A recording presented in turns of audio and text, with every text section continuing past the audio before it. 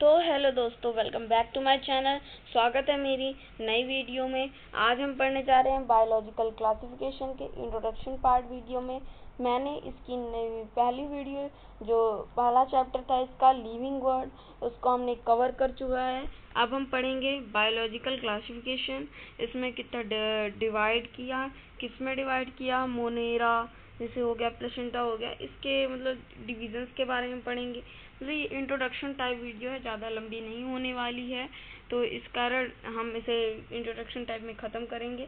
फिर इसका मैं फुल वन शॉट वीडियो लाऊंगा जिसका आप पूरा रिवाइजली आप देख सकते हैं। उसमें मैं एक एक टॉपिक को एक एक अच्छी तरीके से एक्सप्लेन करूँगा। इसके मैंने नए नोट्स बनाए हैं और भी ज़्यादा अच्छे हैं, जो हैंड रिटन है वो उससे भी आप देख सकते हैं, वो इसके PDF में मिल जाएंगे। उसी से मैं अगली वीडियो बनाने वाला हूँ। तो चलिए शुरू करते हैं आज का टॉपिक। आज के जो टॉपिक के हमारे जो मुख्य मतलब इस चैप्टर के मेन जो हमारे साइंटिस्ट हैं वो हैं आर्टिस्ट टोले। इन्होंने मतलब कि जो हमारे जो जैसे कि हमारा लिविंग वर्ल्ड है, उसमें जो दो टाइप ऑर्गेनिज्म है उसको भी दो पार्ट में डिवाइड कर दिया।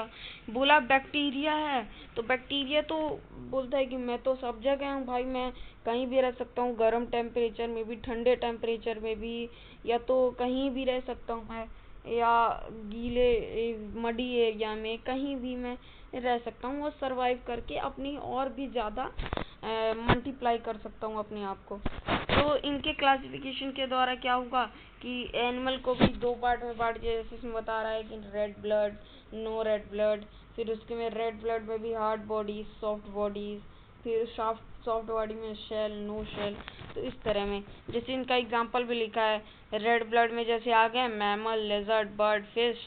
नो रेड ब्लड में आ गए जैसे हार्ड बॉडीज में इंसेक्ट आ गया, सॉफ्ट बॉडी में आ गए शेल और नो शेल। सॉफ्ट बॉडीज में जैसे आ गए शेलफिश और जेलीफिश।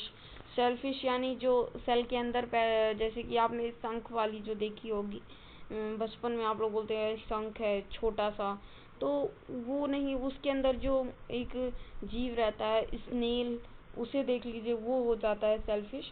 और उसे जेलीफिश को देख लीजिए, उसके पास ना बोन होती है, मतलब वो स्ट्रक्चर टाइप होता है, उसके अंदर ना बोन होती है, कुछ भी नहीं होता है। वो एक टाइप का मतलब ट्रांसपेरेंट भी होता है वो। ऑलरेडी आपको अगर बाहर नहीं दिखेगा तो आप उसे देख भी नहीं पाएंगे इजीली। तो इसमें यही बताया गया है। तो चलते इसमें पढ़ लेते एक बार। Artistry is the earliest attempt to more scientific basic of classification of organism. जैसे कि मैंने बताया कि जो इन्होंने बेसिक ऑफ क्लासिफिकेशन दो पार्ट में ऑर्गेनिज्म को बांट दिया था। उसी तरीके से किंगडम ऑफ क्लासिफिकेशन की बात करें तो अब किंगडम ऑफ क्लासिफिकेशन में जो हमारे कार्ल लिनियस साहब थे, उन्होंने मैंने आपके पहले चैप्टर में बताया था, जिन्होंने नेम का इन्वेंट किया था, मैंगो, मैग्नीफारा इंडिका जैसे नाम रखा था, साइंटिफिक नेम, बायोलॉजिकल नेम कह दो, तो उनको जैसे नाम रखा था। तो उसी तरह ये उनके इन्वेंटर थे, तो इसमें इसका बताया गया है कि इन्होंने भी इसका रहा होगा। तो इन्होंने 1758 में, ये मेन डेट है, आपको याद कर लेनी है, ये आती रहती है, तो इसे आपको याद कर लेना है। जो अगर हम बात करें इन्होंने तो ऑर्गेनिज्म को इन्होंने दो पार्ट के किंगडम में बांटा है। जैसे कि मैंने बताया था कि उसमें भी कोई किंगडम होते थे, फिर उनका एक डोमेन होता था, ऑर्गेनिज्म फिर अलग अलग बढ़ के अपनी प्रजाति बढ़ाते थे, संख्या बढ़ाते थे। वो जो आपने बायोलॉजी आपने लिविंग वर्ड में पढ़ा होगा, उसी का थोड़ा बढ़ के है चैप्टर ये। इसमें भी ज़्यादा उतना कॉन्सेप्ट नहीं है, बट अगर आपको इसमें पढ़ना है तो बहुत डीपली में बहुत ज़्यादा कॉन्सेप्ट्स हैं। ये मैं इसको इंट्रोडक्शन टाइप में ले रहा हूँ, इस कारण मैं ज़्यादा डीपली नहीं जाऊँगा। तो जैसे कि मैं मैं क्या बात कर रहा था कि जैसे कि किंगडम होता है, डोमेन होता है, उसी तरह वो अपनी ग्रुप्स बढ़ाते जाते हैं, तो उस तरीके से इन्होंने बताया था। तो इन्होंने इसको भी दो पार्ट में बांट दिया, दो पार्ट के किंगडम में। ऑर्गेनिज्म को आधे बोल दिया, तुम आधे में जाओ, तुम बोला आधे में तुम आओ। तो जैसे कि खाने वाले भी हो जाते हैं बैक्टीरिया, ना खाने वाले भी बैक्टीरिया हो जाते हैं। जैसे कि मैंने बोल दिया कि मैं अपने आप में खुद अगर मैं बांटना चाहूँ तो मैं इस तरह बांटूंगा ना कि जो जैसे हम फंगाई खाते हैं, फंगस लग जाता है। जैसे कि अचार जो हम पिकल रखते हैं तो वो जब सड़ता है तो उसके अंदर भी बैक्टीरिया होता होगा, तभी वो जाके सड़ता है, फिर उसी को हम खाते हैं। तो कुछ जो बैक्टीरियाज होते हैं हमारे लिए हार्मफुल नहीं होते हैं, और कुछ होते हैं जो हमारे लिए हार्मफुल होते हैं। जैसे वायरस हो गया तो हमारे लिए वो हार्मफुल है, वो हमारे अंदर बॉडी के अंदर जाकर अपनी अपने सेल्स को मल्टीप्लाई करेगा, और अपने आप को मल्टीप्लाई करके हमें बहुत ज़्यादा डिसीज़, मतलब हमें डिसीज़ हो जाएगी, कोई भी बीमारी हो सकती है, तो वो हो जाता है। और इन्होंने, जैसे कि मैं बता रहा हूँ बैक्टीरिया को, फंगाई में हो गया तो हम जैसे फंगी को जैसे हमने मशरूम खाते हैं तो वो भी मशरूम एक टाइप का हमारा बैक्टीरिया ही है। तो कुछ होते हैं जो नॉन हार्मफुल होते हैं, कुछ होते हैं हार्मफुल भी होते हैं। मैं आपको ये बताना चाह रहा हूँ, जैसे इन्होंने, मैं इनके हिसाब से नहीं, मैं अपने हिसाब से बता रहा हूँ जैसे आपको समझ में आए। इन्होंने भी जैसे दो पार्ट में बांटा है, किंगडम प्लांटे और किंगडम एमेलिया। इसके ऊपर बात करते हैं तो जो हमारे ड्रॉबैक्स थे, इन्होंने किंगडम क्लासिफिकेशन, इसमें ही बताया गया है प्रीकॉर्डियट्स, इकॉर्डियट्स, फंगी, मोसेस। जैसे कि प्रीकॉर्डियट्स में आ गया हमारे बैक्टीरिया, काइनोबैक्टीरिया। इकॉर्डियट्स में आ गया फंगी, मोसेस, फर्न्स, साइपोस्पर्म्स, एंजियोस्पर्म्स। आपने स्पाइरोगाइरा पढ़ा होगा, ये सब इसी में आ जाता है। जैसे कि ब्रेड माउल्ड, जैसे ब्रेड में हमारे फंगी लग जाता है तो वो हमारे इकोरियट्स में आ जाता है। प्रोकैरियोट्स में बैक्टीरिया, काइनोबैक्टीरिया, जो ह्यूमंस के अंदर चला जाता है, तो उस तरह में हमारा आ जाता है। उसमें प्रीकॉर्डियट्स और इकॉर्डियट्स को भी डिवाइड कर दिया, और इसमें इंक्लूडेड ये भी इंक्लूड होता है मल्टी सेलुलर, यूनिसेलुलर। यूनिसेलुलर यानी एक सेल वाला, जैसे अमीबा हो गया हमारा, जिसको 1% सेल होता है, वो एक ही सेल से काम चलाता है। और मल्टी सेलुलर मतलब ह्यूमन बॉडी हो गई, जिसके अंदर बहुत सारे सेल्स होते हैं, इन्फिनाइट नंबर ऑफ सेल्स कह सकते हैं। इसमें भी स्पाइरोगायरा के बारे में बात करिए, जो आपने अगले साल पढ़ा होगा 10th ब्रेड माउल्ड स्पाइरोगायरा की। वो स्पाइरोगायरा एक उसका मेल रिप्रोडक्ट जो अपनी स्पोर्स को अगल बगल भेजता है, फिर वो एक नया स्पाइरोगायरा बनाते हैं, फिर उससे स्पोर वो और भी ज़्यादा सड़ते जाता है न, फिर उसमें जैसे कहते ब्रेड में फंगस लग गई, वो बहुत दिन रखने के बाद फंगस लग जाती है, तो वो होता है।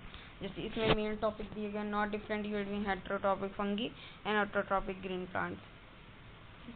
जैसे कि इसमें जैसे डिफरेंट ये नहीं बताया गया है, उसके पास चिटियोनियस सेल होते हैं, और वह ग्रीन प्लांट के बाद क्लोसिक सेल्स होते, सेल वॉल होती है।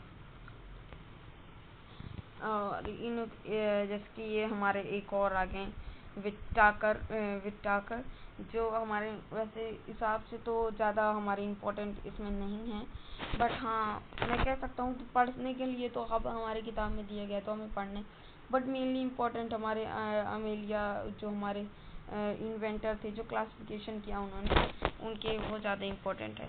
और इसमें यही बताया गया है कि कौन से प्रीकॉर्डिएटिक में आते हैं, कौन से इकॉर्डिएटिक में आते हैं, फंगी होता है किसमें, प्लांटे होता है किसमें, अमेलिया होता है।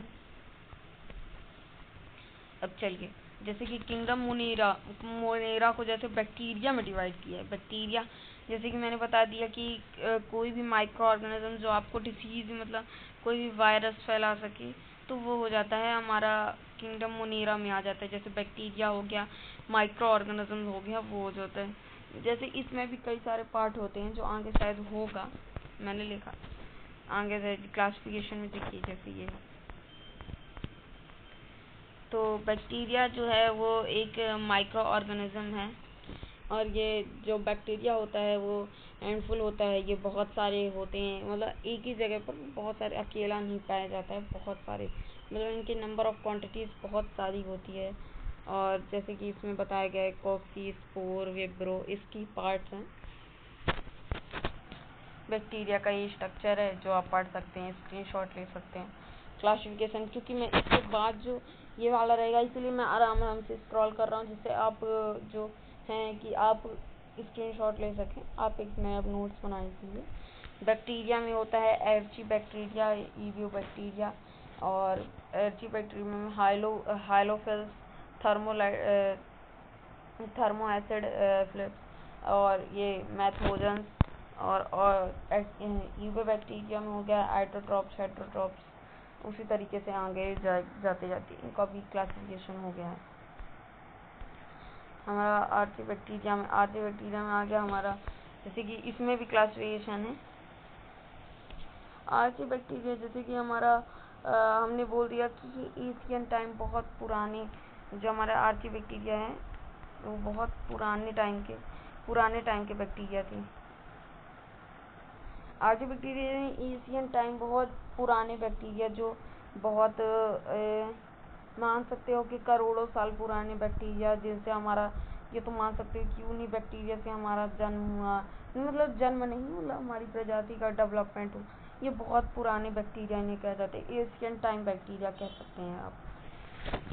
और ईवी बैक्टीरिया की बात करें तो ईवी बैक्टीरिया को हम ट्रू बैक्टीरिया के नाम से भी जानते हैं, जैसे कि जहाँ पर हम साइनोबैक्टीरिया, नॉस्टैक, एनाबेना के बारे में बात करते हैं, इन सब के बारे में पढ़ते हैं। तो इसी तरह फोटोसिंथेटिक ऑटोट्रॉप्स, इसी में यही बताए गए इसके टाइप्स हैं। और हेटरोट्रॉपिक बैक्टीरिया जैसे कि जो खुद से खाना बना लेते हैं, उसी तरीके से आ जाता है। प्लाज्मस में आ जाता है, जैसे कि हमने बात की कि इसमें लैक सेल वॉल होती है, मतलब बहुत ही ज़्यादा सेल वॉल जो है वो लैक होती है इसमें, ये मैं आपको बता सकता हूँ। माइकोप्लाज्मा में यही होता है, आप इसका स्क्रीनशॉट ले लीजिएगा। किंगडम प्रोटिस्टा, क्योंकि वीडियो भी लंबी होती जा रही है तो इससे मैं जल्दी ख़त्म करूँगा। किंगडम प्रोटिस्टा की बात करें तो किंगडम प्रोटिस्टा में आ जाते हैं हमारे साइटोफिट्स, डाइनोफिट्स और इग्लियोनाइड्स, स्लाइम, मोल्ड्स, प्रोटोजोन्स, यही सब आ जाते हैं मेरे किंगडम प्रोटिस्टिया में। जैसे साइटोफिट्स हमारे हो जाता है कि इसमें प्रोटिस्टा में हमारा जो पहला होता है, जिसमें साइकोफिट्स में हम डाइऑटम, डेस्कमेट्स, इनके बारे में पढ़ते हैं। डाइऑटम्स, डेस्कमेट्स, इसका मतलब पहला ही पार्ट है साइकोफिट्स। इसमें डाइऑटम्स, डेस्कमेट्स के बारे में पढ़ते हैं। और इसके जो इनको हम चीफ प्रोड्यूसर के नाम से भी बोलते हैं, डाइऑटम्स को। डाइनोफ्लेट्स इस तरह दिखते हैं, इनके जो स्ट्रक्चर है आप देख सकते हैं। इसी तरह डाइनोफिट्स में इनमें 2 फ्लैगमेट्स होते हैं, वो होते हैं डाइनोफिट्स। और इग्लियोनाइड्स में, जैसे कि इग्लियोनाइड्स में बोल दिया कि ये हमारा इसमें ये पानी में रहता है और ये ऑटोट्रॉप है। इसी तरह स्लाइम मोल्ड हो गया, स्लाइम मोल्ड के अलावा भी हो गया। तो इसी तरह आज की वीडियो हम शायद यहीं पे ख़त्म करते हैं। Thanks for watching. I hope आपको वीडियो अच्छी लगी होगी। मेरे जो चैनल से काफ़ी डाउन है, तो कृपया मेरे वीडियो को सपोर्ट दिखाइए और मेरे वीडियो को लाइक, चैनल को सब्सक्राइब और बेल नोटिफिकेशन को भी ऑन कर दीजिएगा। Thanks for watching. Bye bye दोस्तों, कल मिलते हैं नई वीडियो के साथ। Thanks for watching, bye bye. और मैं कुछ प्रॉब्लम्स के कारण मतलब जो एक दिन में वीडियोस हैं वो मैं 2 वीडियोस एक दिन में नहीं डाल पा रहा हूँ, क्योंकि जो मेरे नहीं पता यूट्यूब में कुछ एरर आ गया है या तो कुछ इशू है कि जिससे हम वीडियो में अगर मैं एक दिन में 2 वीडियो भी प्रिपेयर कर ले रहा हूँ या तो 3 वीडियो, तो उसमें भी मेरी जो वीडियोस हैं मैं एक ही वीडियोस डाल पा रहा हूँ, जिससे मेरा नहीं पता उसमें क्या हो गया, टाइम लिमिट हो रहा है। अगर आपको इसका कुछ सॉल्यूशन पता हो तो कमेंट सेक्शन में बता सकते हैं। Thanks for watching, bye bye.